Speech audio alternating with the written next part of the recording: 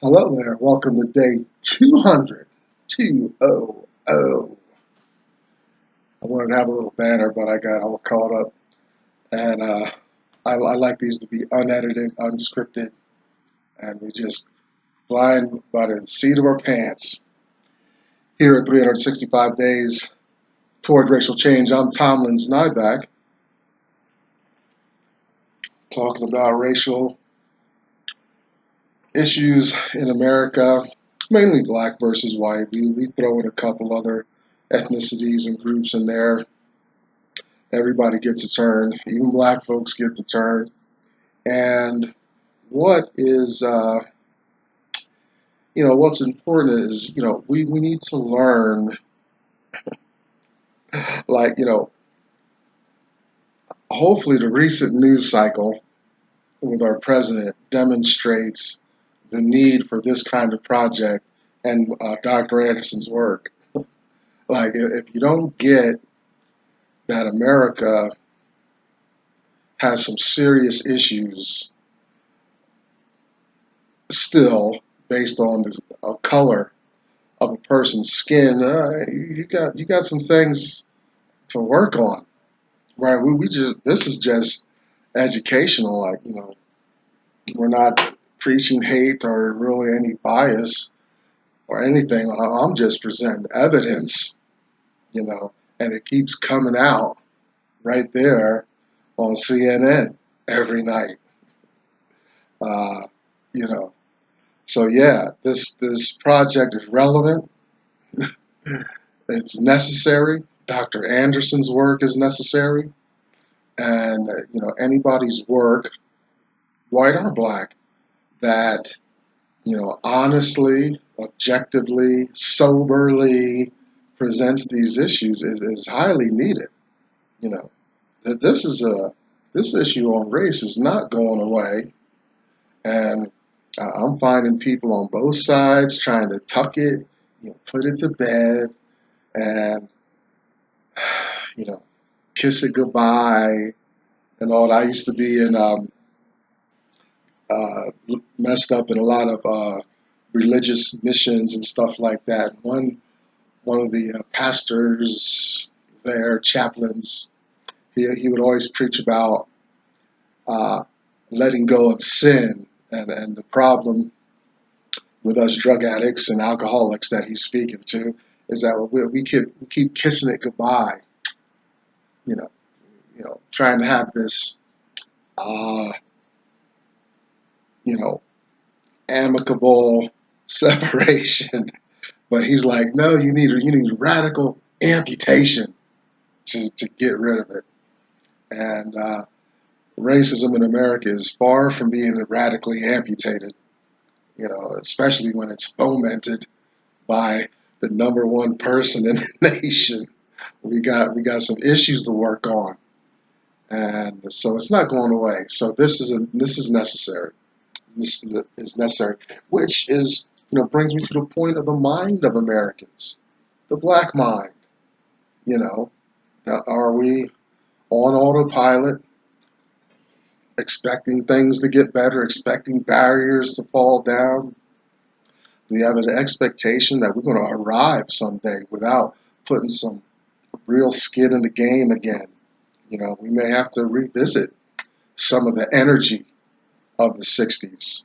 Um, we may have to, try to get out there. But, problem is we got a lot of little tools and apps and websites and medias that distract us from focusing on the issues and how they play out. You know, I'm living through my bus boycott type of experience at work. Now that I'm on kind of a strike from driving their vehicle, and as I have removed myself, I've found some more reasons. I've stepped back and I see my white counterparts, in the vehicle having a wholly different experience than my working hard ass. Yeah. So, if this subject ever gets revisited, I'm going to be armed with some information now, and I think it's going to get worse before it gets better. Remember, that bus boycott lasted for a couple of years. When I was growing up, I'd hear about that, Rosa Parks and all this stuff, beginning of the civil rights. And it wasn't just they were for a week or so boycotted. It was over I think it over 2 years. You know, if I should have done some research before I did that. That means winter, rains. This is the South. People were walking. I'm sure they had to, if the black person had a vehicle and were doing a taxi service, then they come under fire and harassment from law enforcement. I bet you got ugly. But they hung in there until they said, we can sit anywhere on the bus. So I'll keep you updated on that. The black mind. How is the black mind in America? The white mind, privilege, favor, ease of movement, up and down, in and out of the system in America and in the world, in the nation. How's that play out? You know, I've got white friends. You know, so I told them about this project, love them to death, and all that. And you know, I don't hate white people. Well, my concern is that there are some disparities. There's a disadvantage here. There's an advantage over here, based on the color of our skin, and that's what we're talking about. So the white mind, do white people have any sense? And I hear like, oh, well, we like white people don't like hearing this because they feel some kind of way that their ancestors uh, treated black people this way, and there's some, we got white supremacists, we got groups in contemporary America as well. So that's some issues to think about um, here with this project. Financial literacy among black people, very important. How it impacts. I'm reading The Creature from Jekyll Island. Why did I stumble onto that book? Wow, what a story. That's way beyond the scope of even the financial literacy I'm encouraging here, but understanding our disposable dollars, how it works, where they're going, who it's being spent with, our organizations and companies reciprocating black financial energy in America. Those are very important things to think about as we move along and move forward. Okay, I'm inspired by a man who I don't even know this man, but his work, he put he he identified my problem in America. He identified the barriers, these specters that I kept running into, and I'm like, what just happened? Uh, but he's oh man, it's all laid out exactly, and the resonance when I started hearing his work on YouTube here and reading some of his books, he talked about my experience in America. There's no argument with my experience, and like the early apostles, they're like, do what you want, say what you want. This is our experience we're talking. We're witness to ourselves. You can't argue with that. There's no argument. Uh, his name, Dr. Claude Anderson. I read 3 of his works. He's got a bunch of stuff out there. And I read A Black History Reader, 101 Questions You Never Thought to Ask, Black Labor, White Wealth, Search for Power and Economic Justice, and Dr. Anderson's National Plan to Empower Black America, Powernomics. You can find Dr. Anderson at powernomics.com. Also, you see behind me, hashtag us too. That's the symbol for black women supporting one another, black, female issues, very legitimate. Check out Blog Enough, BLAGGENUF, kind of a black Facebook experience. I'm not a big social media guy, so I don't go to those places much. I've stumbled onto them in my travels on surfing the internet. And finally, we are at day 200, and as promised, we're going to take a lengthy trek through Uncle Tom's Cabin, mainly because I'm going home vacation, and this will be the easier text to digest. I like doing it and stuff, and we'll get to some serious stuff in a couple weeks. But we're going to slow down, and we wanted to slow down in this text anyway. We had the groundwork, up to this point. Um, we talked about, Tom. He initially, this will be the introduction to chapter 20. It's called Topsy, and Tom's his original master, Mr. Shelby, lost Tom because Mr. Shelby was gambling. There was the flight of Eliza, little Harry, and George, and some of that commotion up on the precipice, and there's gunfire and wounds, and they help out their pursuer, bring him aid. Oh, now Tom is down the river, he heads south, and he dives in. He's saved little Eva's life. Uh, that's brought up a meritorious manumission discussion, which I don't know if it was called that or if that option was available specifically in Tom's day. But let's just review real quick. Meritorious manumission was you increase productivity of something, puts the slave's master's life ahead of the slave, and report on slaves considering running away and organizing. And meritorious manumission was giving the slaves freedom. Very rare, and it's the point of meritorious manumission was to keep the slaves divided and apprehensive of one another. Because my neighbor might be informing on me, might even be telling a lie on me. We saw recently, a cousin Ophelia, St. Clair's cousin, has come down to help out St. Clair's wife, help raise Eva.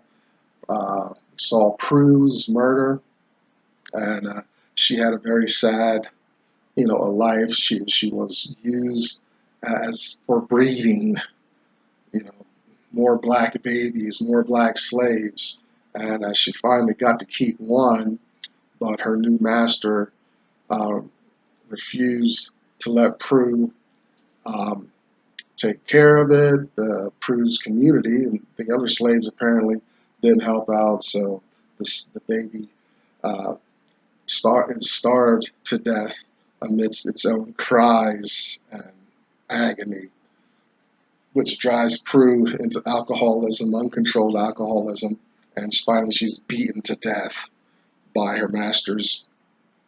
This raises big concerns between Ophelia and St. Clair. St. Clair's, hey, yeah, we got some harsh masters down south. They beat their slaves to death. For him, it's just a matter, of course, of the slave institution. It happens, and what you have is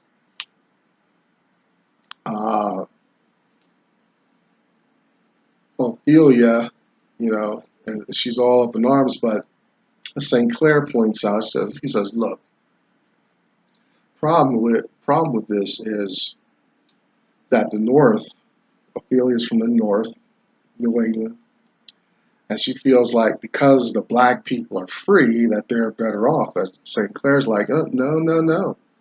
The North is engaged in a hypocrisy because the black people are still separated. They're on their own. They're not.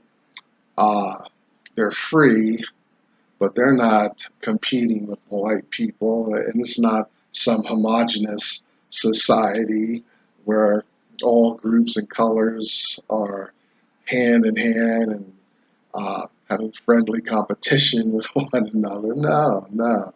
He says uh, northern racism is insidious up there. Down the south, it's open. Up in the north, it's insidious and covered up and hidden, covered over. That's some of the arguments. The heavy philosophical debates went on in chapter 19. We want to also be sensitive to the theatrical themes that are coming out of this book. This book was very popular. It was the number 2 bestseller after the Bible when she brought these 40 or so articles together. And so you can imagine from any book that has popularity. You think about that today. Harry Potter. I see the Twilight Saga is running on um, television. Some of our favorite, best movies were uh, books initially. Probably Shawshank Redemption. You could probably name your own like that great book. Think of the Bible. Think of all the stories and movies. You get the greatest story ever told. Ben-Hur. You get some epic Ten Commandments, some big epic stuff out of books that the majority of the culture embrace. Right? It's no different here. Uncle Tom's Cabin had a lot of theater came out of that. We get blackface from Uncle Tom's Cabin. Um, Shirley Temple and Bill Bojangles Robinson dancing on the silver screen. That's a dynamic informed by um, Uncle Tom and Eva's relationship, right?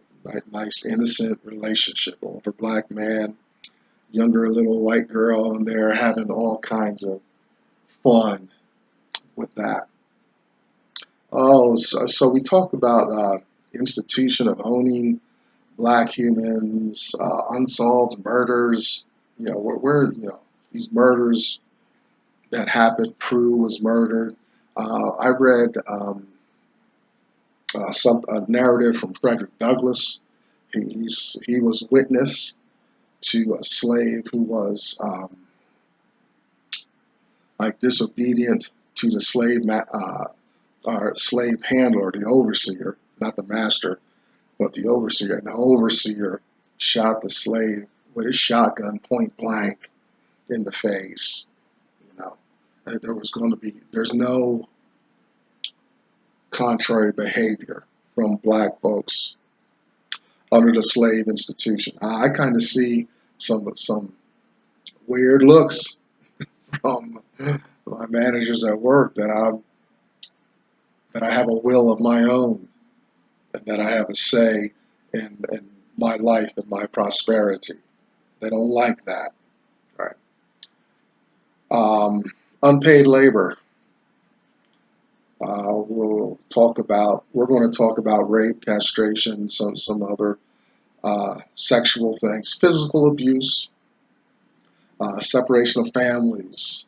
Big time. We saw a couple times the slave markets where hopeful mothers who were kind of at the end of their profitable work days, hoping to keep their one child with them, but then it's separated. We see neglect leading to family dysfunction. We have, think about black. I think I talked about this with Danny Thomas. He did he had a great mission. He made the hospital. Children don't have to pay. great mission on that. But he had a show, and the trailer for the show had him sitting down with his family, attended to by a black maid. While it was, it was a thing of the times, her, the black maid's,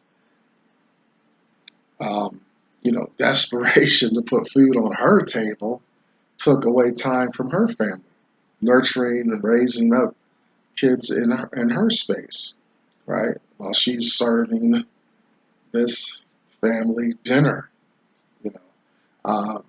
That's commonplace, After Massa and everybody got taken care of, then um, you get all this, then the black folks can go home and take care of things. You see white privilege, black disadvantages. Sinclair is interested on a return on his investment now, and Sinclair he's a bit of an apathetic slave master. His brother is more interested in driving. He doesn't have any his brother Alfred doesn't have a sympathetic bone in his body, and all that. We get that. Various forms of conditioning we see. We see the St. Clair's plantation, very liberal in the sense that the slaves pretty much have free run of that space as long as the work is being done. But they still know that their existence is challenged. Now, interesting though, what I see in the text, you see a lot of slaves being encouraged to read, or they're trying to read. They're not dissuaded from reading, which is contrary to some of Dr. Anderson's research about how